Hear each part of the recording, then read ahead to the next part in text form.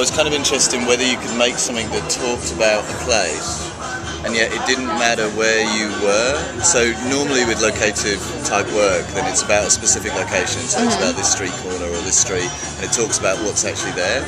And I was sort of interested whether I could make something that could work anywhere and use the same text and still make sense of it. So I made this piece called Always Something Somewhere Else, and what it did was, it was this kind of narrative that asked you to find materials in the city, because I figured that every city is made of glass, stone, concrete, and there's always water and there's always a tree somewhere.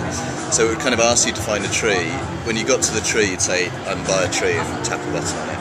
And then it would start telling you a story about someone else by a tree far away, and then it would ask you to find a piece of concrete, and you'd find a piece of concrete, and then it would tell you about someone on a piece of concrete in Israel or somewhere. So it would kind of be about connecting you to these fictional stories about other people doing the same thing as you or in the same place as you.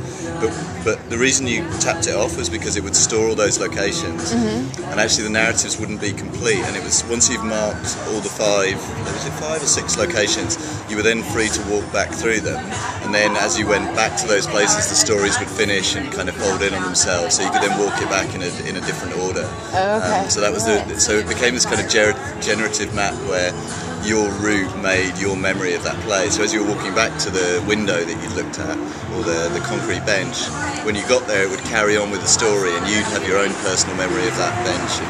And it was kind of nice. The nice thing with that piece for me was that I've spoken to loads of people who've kind of done it in different places, and I've been walking along with them, and they've gone, "Oh, this is the bench I sat on when I did your piece." I love this idea that it kind of made this thing that sits everywhere. Like, I know that there's a stone outside that, which I think is a fire station by that building, and there's another sound artist called Emily Grenier who did it last year, and that was her stone, and that was the one.